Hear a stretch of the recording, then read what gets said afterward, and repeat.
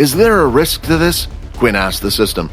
"I think you should go for it," the system replied. "In terms of other vampires, you're a bit weak and on the wimpy side. I think this would be a major progress for you. I'm talking about him taking control of me. What happens if it becomes permanent?" "It won't be. Vampires can't have other vampires as their puppets permanently. So there is the possibility he could use me to hurt those around me, even for a short period if he wanted to?" That was when Quinn came up with an idea of his own. "Let me think about it for now," Quinn replied. "Why don't I show you how to play first?" A match had been confirmed, and Fex was transported to the seating area in the arena. He could see Quinn standing on one end while his opponent stood on the other. His opponent was skinny, tall, and seemed to resemble a tree. What surprised him, though, was the fact that when he was sitting in the seating area, he wasn't the only one watching Quinn's fight. "Hey, you're new," Nate said, looking at Fex. "What is all this?" Fex asked, looking confused. "Is everyone here to see the two of them fight?" He looked at the stand, noticing the crowd that had formed. There were 50 people in total, all dressed up in different avatars. "Of course, it seems like Blood Evolver has gained quite a following," Nate replied. "So, are you implying that all these people are here to see the Blood Evolver?" Fex asked. "What makes him so special?" Nate thought about that for a while, looking deep in thought. After some time had passed, he finally came up with an answer. "At first, it was his skills that interested me, much like everyone else here. But after that, I noticed something. Every time he came back to play the game, he would have grown in strength by leaps and bounds. And for some reason, watching someone grow from a small little fish into a fierce dragon is exciting for me," Nate explained, glancing at the match. "Now let's see how much you've grown this time." The countdown for the match had begun, and it was time for the two of them to fight. Immediately, the tree-like student placed both of his hands on the ground. As he did, multiple thick tree roots started to form across the floor and spiraled their way towards Quinn. The first thing he did was perform a blood swipe at the roots, hoping to cut them down. As the attack reached the roots, it caused the first set to break, but it would keep coming forward. Windwalk activated.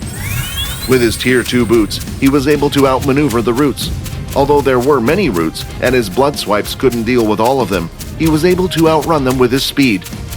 He circled the attack and came to the student's side, preparing himself to try something he had been itching to try out since he had joined the game. Flash Step! Performing the Flash Step, he avoided the attack and was now even closer to his opponent. "Trees, protect me!" the wood user shouted, and suddenly the user was surrounded by all sides with thick tree trunks. It was as if a forest had suddenly sprouted in the middle of the battlefield. "This is perfect," Quinn thought. Stopping in his tracks, he firmly planted both feet on the floor. Then, from his toes, moving up to his hip, he swung out his leg like a whip. A single large line of red energy left with it, shaped like the crescent moon. It was far larger than that of his regular blood swipe. As it hit the first set of tree trucks, it managed to slice through them with ease. The tree user ducked down in time, avoiding the attack from cutting his head off. But Quinn wasn't done yet. He hopped and changed his stance slightly, performing the same kick with his other leg, cutting the trees down from the other side. Both sides of the tree trunks shook due to the slightly angled cut and fell to the floor. The wood user was now panicking, but before he could even act, Quinn was already above him, performing the final axe kick, followed by a blood swipe. Level 4 opponent has been defeated. 10 EXP gained, 80 of 100 experience points. Congratulations, a new skill has been created, Blood Crescent Kick. "It seems like you have gotten stronger once again," Nate said. "A new skill, but how?" Quinn thought. "Impressive," the system said. "It seems like you managed to create a unique skill. This is a skill that you made all on your own, one that was not part of the system originally." Fex, having witnessed the whole thing, was quite amazed. Did he come up with that skill himself? Yet, he doesn't even know the basic hand-to-hand combat of the vampires. As he was deep in thought, he heard a laugh by his side. "Looks like another one has been converted into a fan," Nate said. "You wouldn't believe it, but every time he fights, he shows me something new. This kid is growing stronger fast." "Every time?" Fex replied. "Are you sure he didn't just use these skills before?" "I'm positive," Nate replied. If what Nate was saying was true, Quinn was getting stronger at an incredibly fast pace, one that hadn't been seen throughout the history of vampires. Perhaps he is related to them. But I thought they all died out. If it's true, it would make sense why he has the shadow ability. Did they just move to Earth instead? Just as he was leaving the game, he had received a single message from Nate. I'll see you soon, and make sure you join the fighting event. Quinn knew exactly what he was talking about. The upcoming military base event. Soon all the bases would meet up to compete in special events, each trying to show that they were able to raise the best and strongest students. Quinn was excited for once. Perhaps with this event, he would finally be able to show his strength. Inside the VR gaming room, one of the pod doors was abruptly opened, and out stepped a fairly domineering man with a burly build physique. A month left, huh? I just wonder how much stronger you can get in that meantime, Nate said with a smile on his face. A few seconds later, a hissing sound was heard from the pod next to his. As the pressure was slowly released from the sealed door, it started to lift, and Nate saw a friendly face peeking in between the aperture. Hey, that guy keeps getting better in every attempt, doesn't he? Sam said. I don't even know if I could beat him in a real battle the way he is now.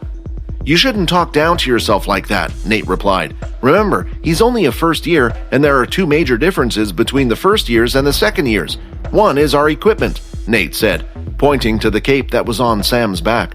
And the second one is our soul weapons. I don't know many first years who have been able to produce a soul weapon, and it's only something that they teach you in your second year. The two of them started to walk back to their dorm rooms. It was already evening and getting late, so it was nearly time for them to go to bed. When the morning arrived, they began to do their normal routine. After eating breakfast, it was time for them to head to their homeroom class. As they entered the room, they felt the strange atmosphere that was hovering in the air. For one, the homeroom teacher hadn't arrived yet, and usually the homeroom teacher would be there to welcome their arrival. As they both listened carefully to the students who were engaged in their conversations, they managed to catch a few words. They eventually found out what all the commotion was about. Hey, did you see her? What, that new teacher? Yeah, she's so beautiful. I wonder how strong she is. Aren't all military tutors quite strong? Most, but not all of them. She might just have a unique ability or was very knowledgeable in a club subject. All of a sudden, the sound of the classroom door sliding was heard. Her skin was as white as the pure specks of snow. Although her features looked soft, no expression was plastered on her countenance. Still, the thing that stood out the most about her was her silver hair. She was wearing the black standard military uniform that they all had to wear. Hello, students. My name is Silver, and I will be your new homeroom teacher from now on. Silver started to scan the entirety of the gathering, looking at the students one by one, but it merely reminded her that she might have to stay in the school for a while. As the file said, it appears that Fex isn't here. Silver had been tasked with the mission of finding and bringing Fex back to his family.